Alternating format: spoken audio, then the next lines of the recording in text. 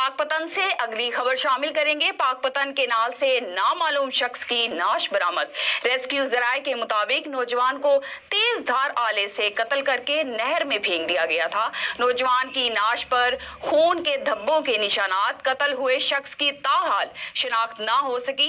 Rescue ने नाश नहर से निकालकर पोस्टमार्टम के लिए अस्पताल मुंतकिल कर दी। मजीद जानते हैं हमारे नुमाइंदा महमूद अहमद से। जी महमूद अहमद, बताइएगा क्या तफसीलात हैं?